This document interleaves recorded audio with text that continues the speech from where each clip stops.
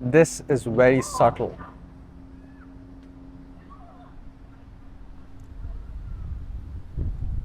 This is not happening intellectually.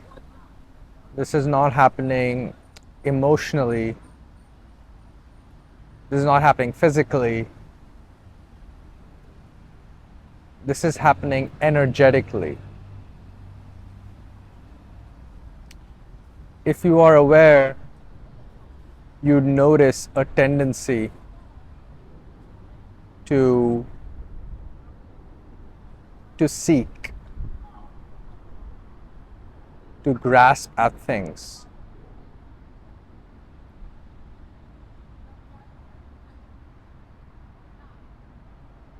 That tendency itself is robotic.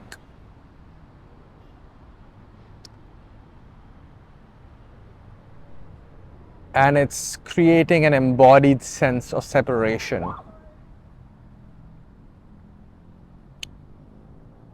That embodied sense of separation is synonymous with pain. There's no difference between that and pain.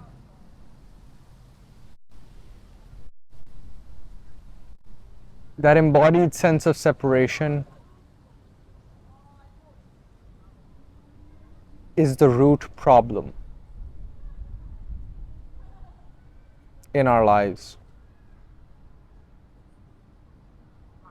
There is actually no other problem. Not saying that life doesn't have its ups and downs. It totally does.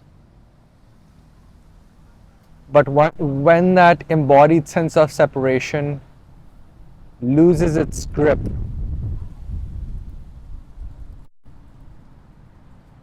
then the pain isn't owned. The pain doesn't hit a center. The pain comes and goes, just like pleasure comes and goes. It's like breathing, right? You don't, pain then is momentary. It doesn't create time. When pain creates time, that's the birth of suffering.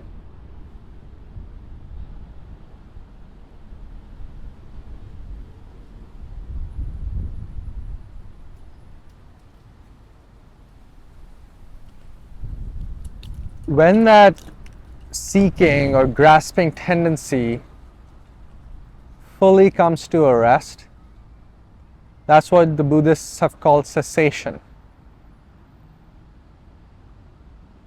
And cessation is the goal of life. Cessation is the goal of life.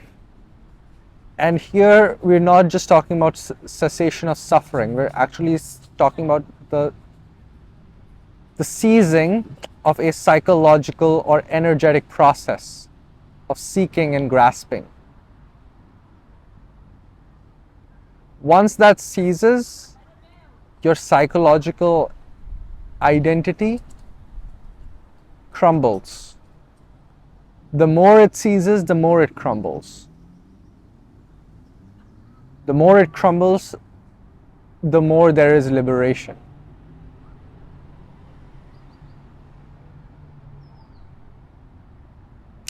There is nothing wrong with your life and nothing needs to change. This is the only problem. The cessation of the uncomfortableness with the way things are. That's the only problem.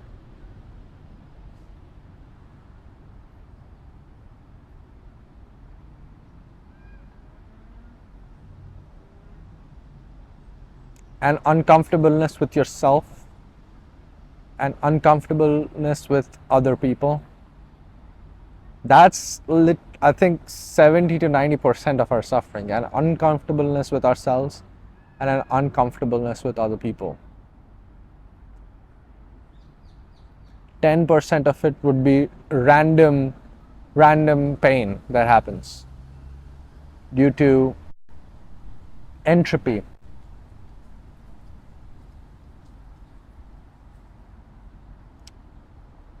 The problem is that the natural way of things tends to disorder. So when we study physics, for example, one of the laws in physics is the law of entropy. It is saying that unless you inject new energy into a system, the system would tend towards dissolution, right? So put simply, if you do nothing, you will die.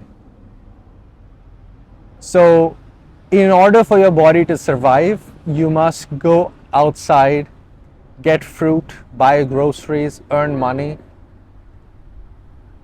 If you do nothing, you will get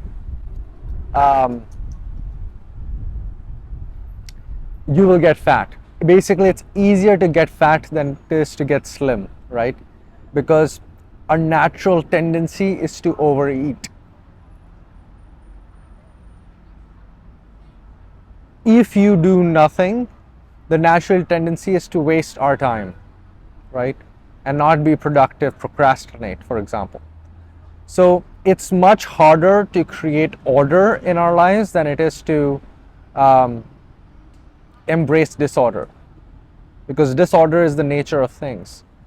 Consciousness, in a way, is the ordering principle in reality. So what does all of this have to do with cessation? Well, essentially,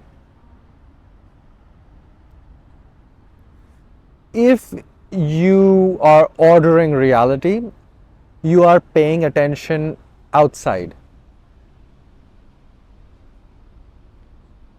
Creating external order requires us to pay attention to our environment.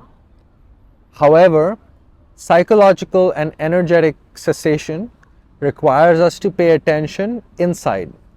So both these two are opposing movements. Survival requires us to pay attention outside. Well-being, happiness, requires us to pay attention on the inside. Both of these they go in different directions. Now, that's the main issue for a lot of us, right? Because even if you are on a spiritual path, even if you want to be on a spiritual path, maybe you want to explore these ideas for yourself, you need time for yourself. You need time where you are paying attention inwards. First of all, external reality does have certain obligations, survival obligations, that we need to meet before we can even look inwards. Not all of us have the resources or the capacity to do this full time, all the time, right? That's why you find a lot of people become monks, because they want to pursue this inward path full time. And there's nothing wrong with that. I think that's a very smart strategy, actually. Because if you know what you want out of life, and you know you want cessation, and you see that, okay, this is where lasting happiness is, then it's a very smart strategy. But for the majority of people, that's untenable, right? Majority of people, we have other obligations, and we want the inward looking process to be a part of our life, not all of our life, right? So it's vital that we recognize that there are these two movements that are opposing in nature, and an integrated life is one that balances both. What you would find is that your regular day-to-day life will improve considerably the more the grasping or seeking ceases. So improvement happens naturally, with time, gradually. Now we're speaking more on the relative plane, right? The plane of daily life, where you are a finite being, I'm a finite being. When we are just talking about cessation, we rely more on absolutistic language. But when we are talking about integration, we speak of relativistic language.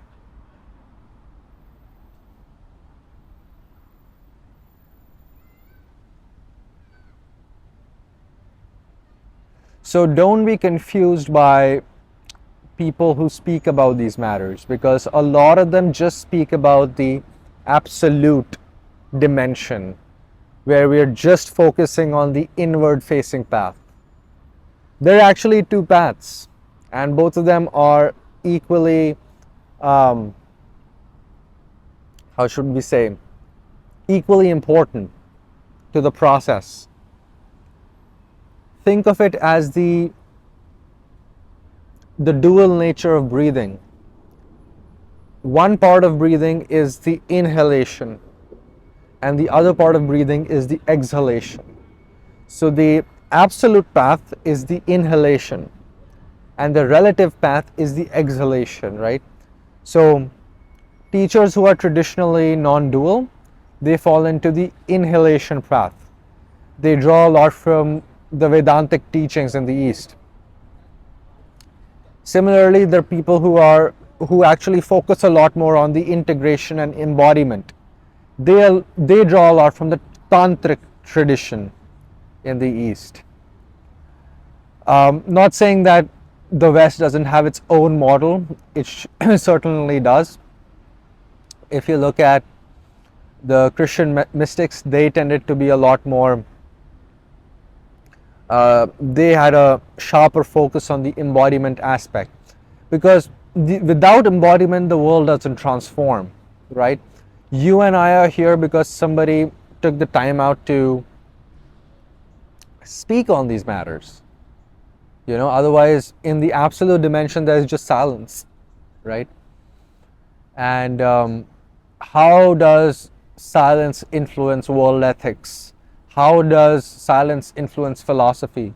How does silence influence the way we move, the way we relate to each other, the kind of technology we build, the kind of direction our planet is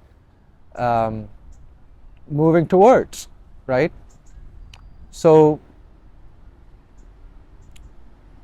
personally, I don't generally like those people who just point to cessation. It is actually important, and I would say it is the most important aspect of the teaching. But at least on a personal level, now that's what you have to realize, right? This whole process is multidimensional and multi-perspectival. So on a personal subjective level, yes, cessation is the most important thing. But then that's not the only perspective. There's also the intersubjective level. Intersubjective means between two people or between a collective, right? How we relate to each other. There we need expression of cessation, we need expression of silence, we need embodiment. If you don't have the capacity to love, and you don't have the capacity to act forthrightly and righteously in the face of fear, then you haven't fully understood what this whole thing is about. Because you may have been led to believe, as we all have to a certain point, at a certain point, that the whole point of this process was just the recognition. It is that, but recognizing it doesn't just mean looking within, it also means looking without. Recognizing yourself as that, and also recognizing what you see, everything that you see as that.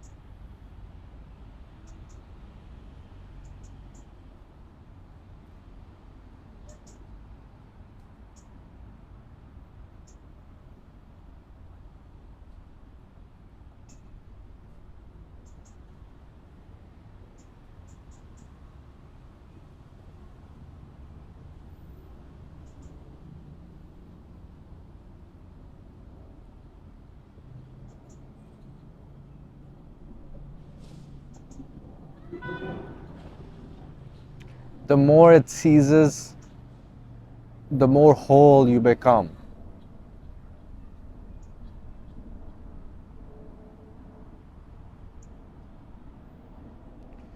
You truly start to see the beauty in life. You start to see the bright side.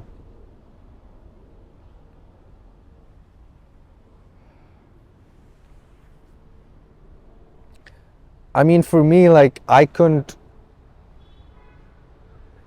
if I hadn't found these teachings, I don't know what my life would be like.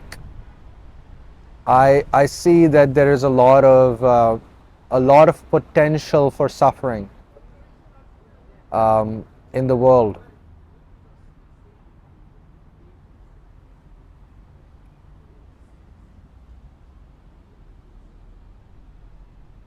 And I've felt a lot of it myself.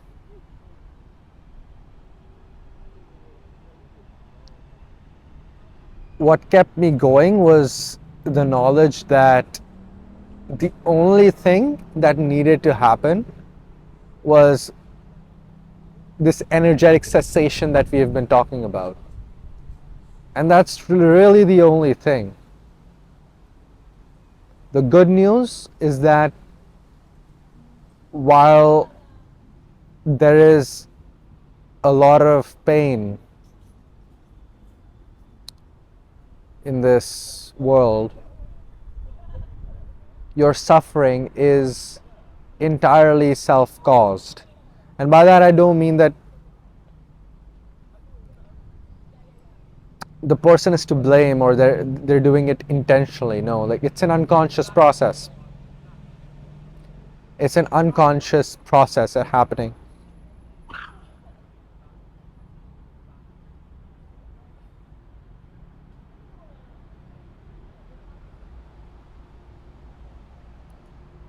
The entire goal of life is for consciousness to come to consciousness. That's the entire goal.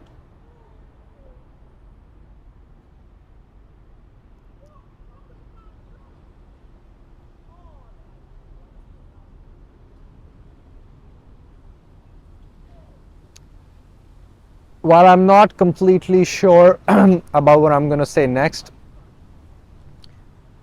I have an inkling that it points towards something real, something true.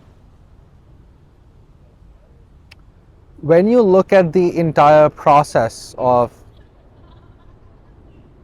evolution, and you see all these different life forms. You see crabs, you see snails, you see frogs, fish, chimpanzees, and you see us. You notice that life has sort of progressed towards increasing complexity from the start of things to now. So even before animals, we have plants, right? Before plants, we have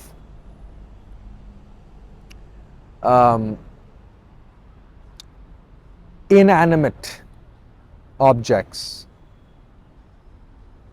what we call matter, rocks, for example, and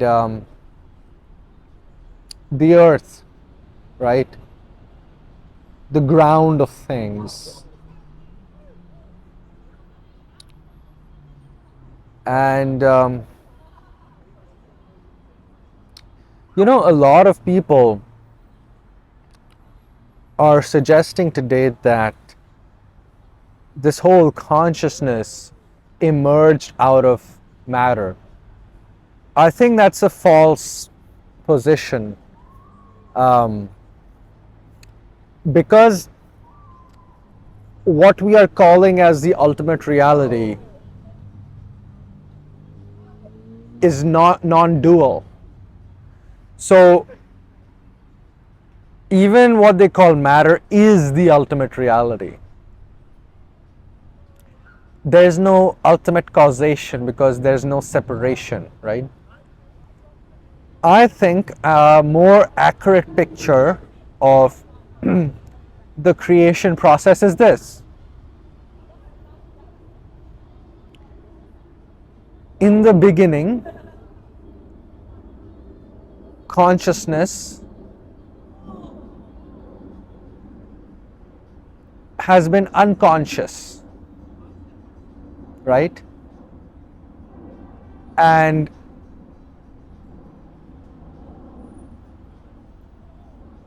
then it's becoming increasingly conscious of itself. So as matter, in matter, consciousness is the most unconscious, so to speak. Matter is also consciousness, but that subtle consciousness is appearing as matter, but it's slumbering in matter. There's a quote with the same terminology, that God is asleep in nature or something like that. So as nature, as matter, consciousness is unconscious. Then it becomes slightly more conscious as the plant.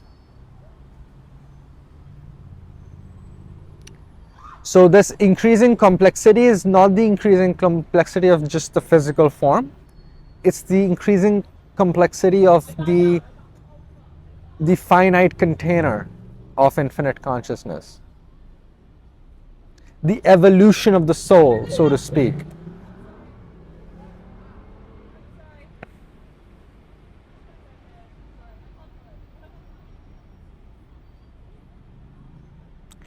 Then after plants, you have animals, more complex, more conscious, then finally humans.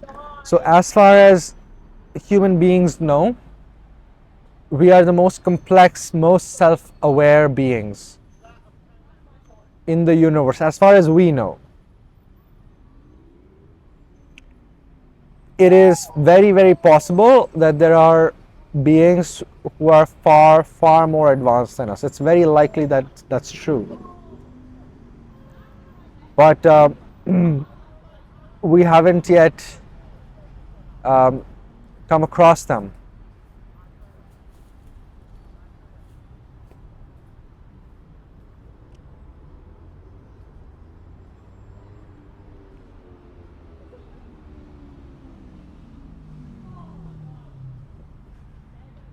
It's also possible that there are many beings that live,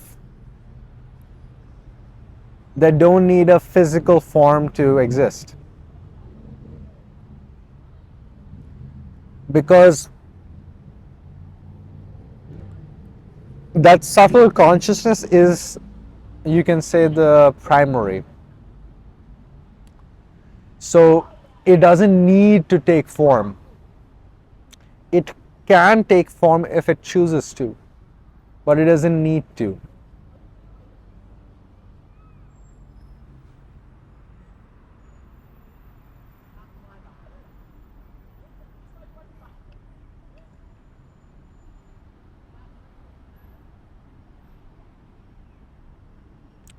It can stay in the subtle space.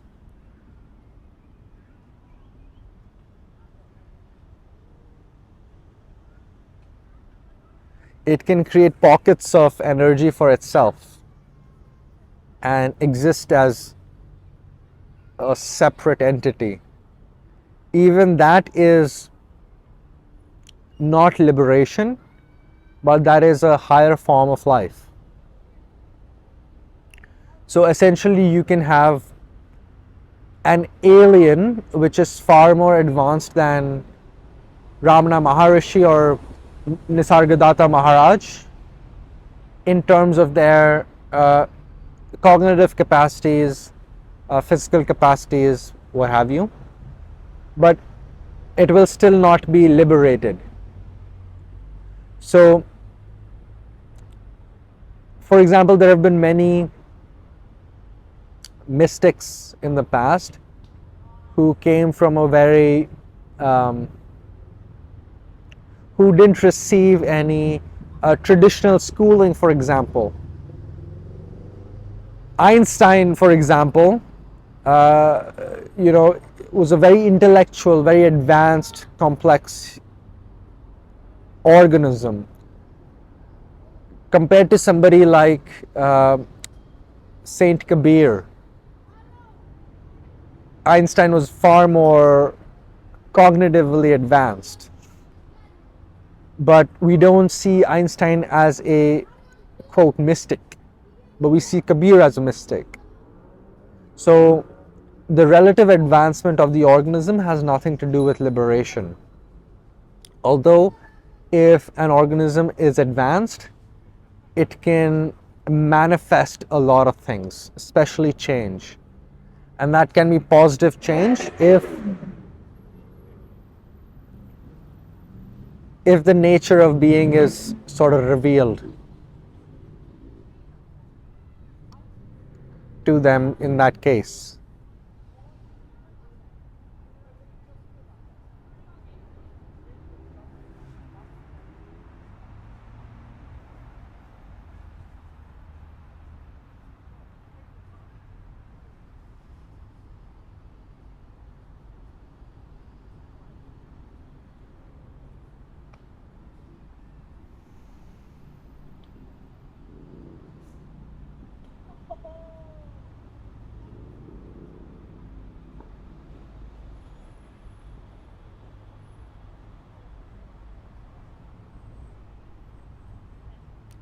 I mean, even if you look at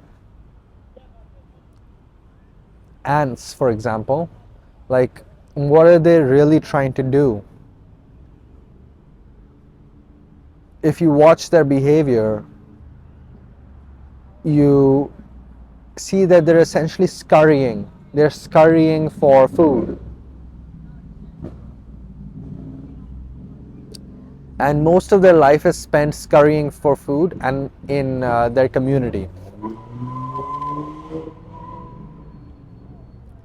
I'm not sure if there is research on this, but I'm presuming like the ant that brings the most amount of food is considered a more valuable ant in that community.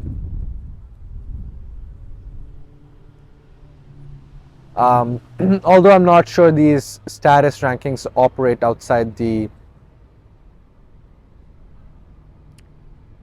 of mammals. But what I'm trying to say is that isn't that what we are doing also? If you watch your behavior, watch other people's behavior in the same way, like isn't that what our culture is aspiring to, essentially?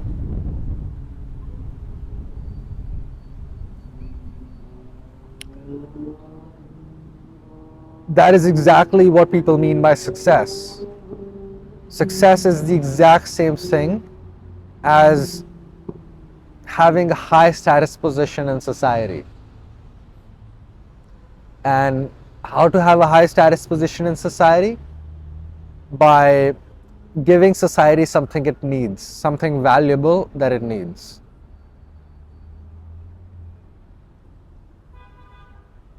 And that is what all animals are trying to do. It's a very conditioned and limited existence. It's a very limited and conditioned existence, essentially conditioned by our biology.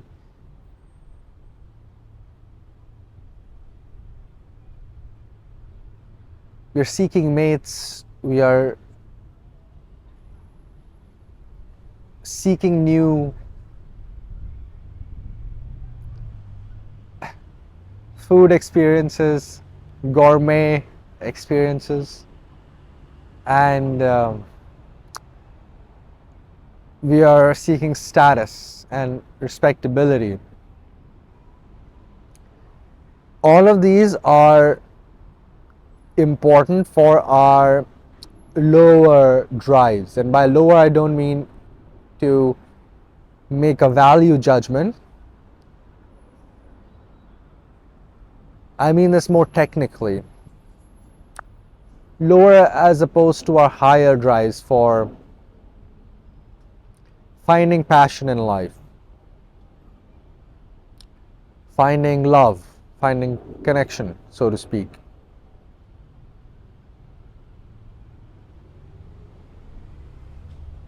Finding transcendence, the transcendence of life. That's so beautiful when you think about it. Transcending the game of life.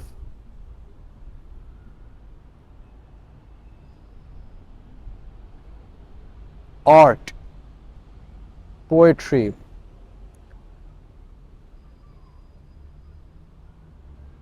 dance,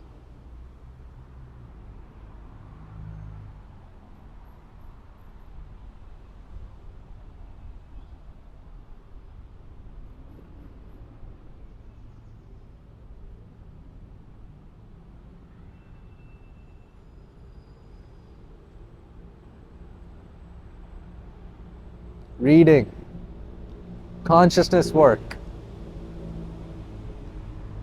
These are our higher drives or needs. But most of our life is subsumed by our lower needs. Because as a collective, we haven't evolved past them. There have been few people who went beyond them, and those are the people we look up to as mystics or great scientists, as great sages, seers.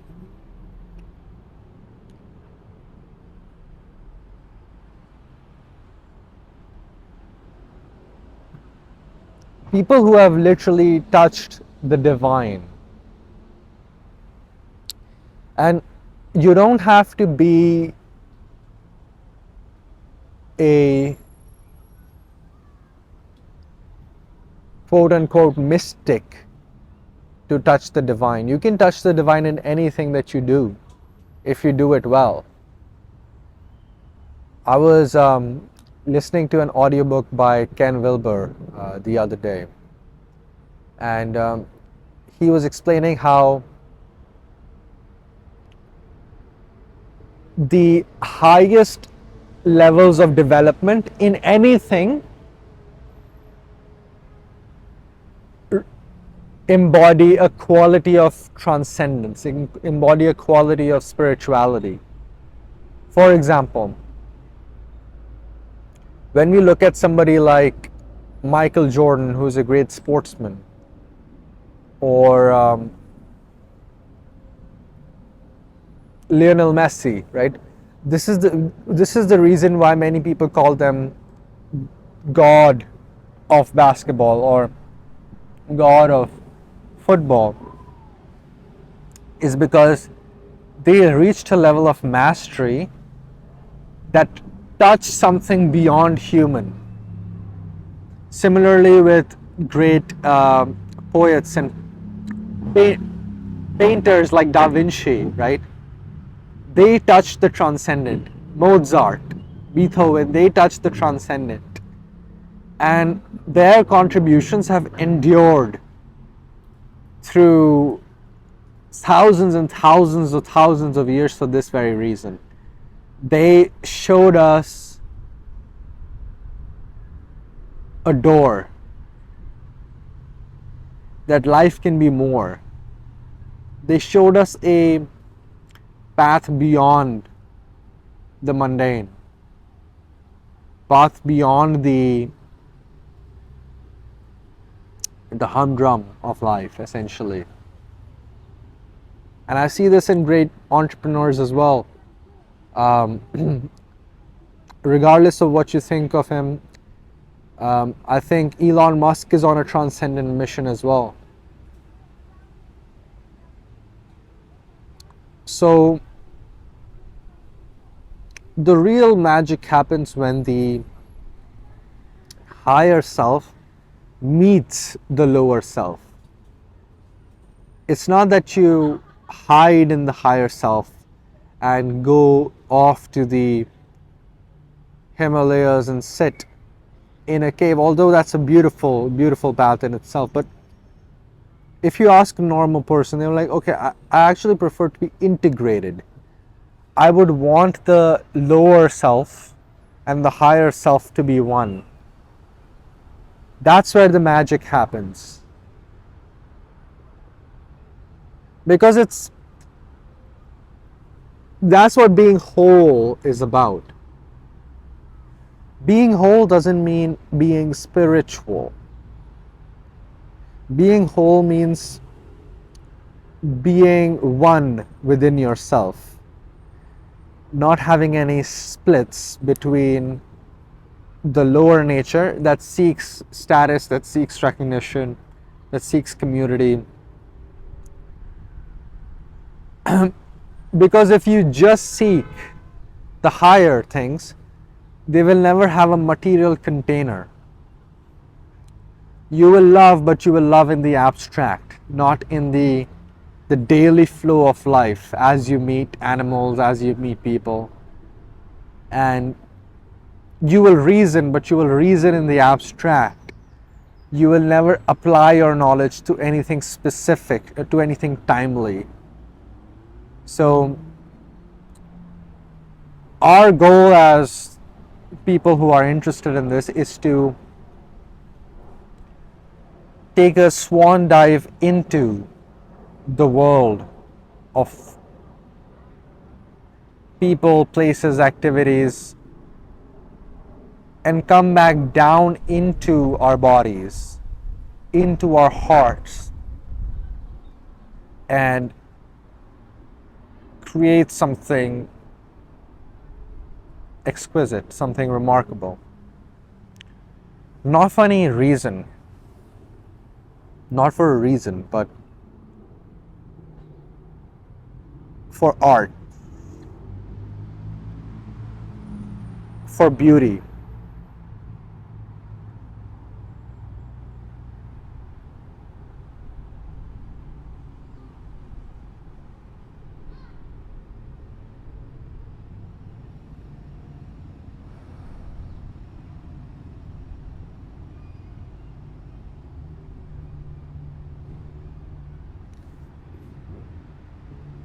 So I'm continuously pointing to the integration between inner stillness and outward dynamism or movement. These are the two ways, because the body and the heart take us outside, the mind and spirit take us inside. A true non-dual state is the one where all of these four come together. The inside becomes the outside and the outside becomes the inside. Once the outside becomes the inside, it becomes impossible for you to hate, because essentially you're hating yourself. It might even become impossible for you to litter the planet, because you're essentially littering yourself. It's like you're polluting the air whilst simultaneously breathing it. It makes no sense.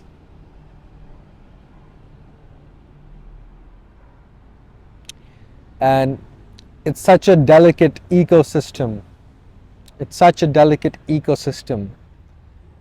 The problem is that the human race, as humans, we are so empowered through our intellect and technology, but we are also deeply unconscious. I'm not saying that the animals aren't unconscious. I'm just saying that we are very empowered and we are still very unconscious. So we are using that empowerment, but it cuts both ways. It might help us grow in the short term, but it's destroying everything our life depends on. So coming to consciousness is our responsibility. It's not something we can look past.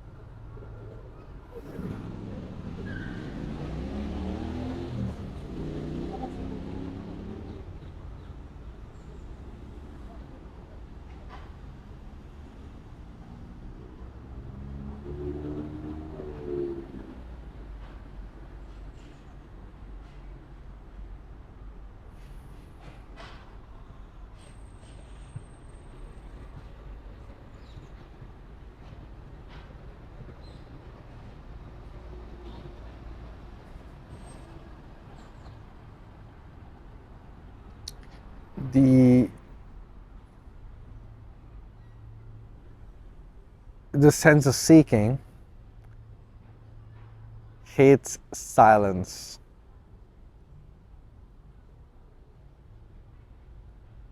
Because in silence,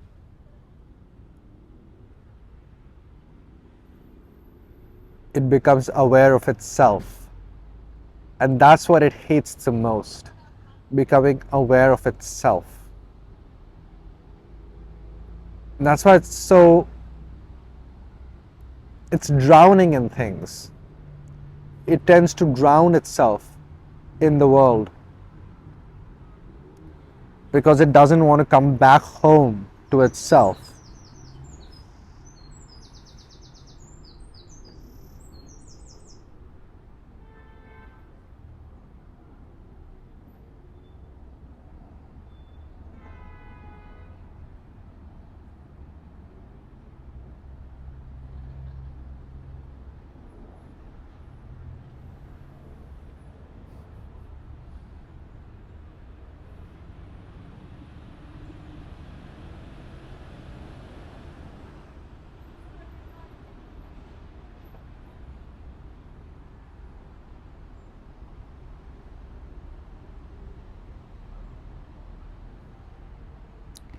All of these changes are happening in the subtle body. They're not happening in they're not happening in the physical, obviously. They're happening at a very subtle plane.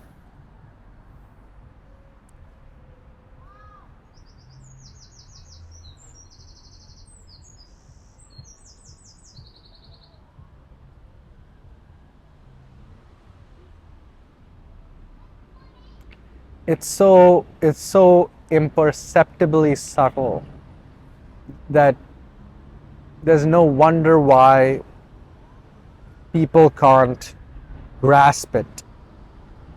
It takes a very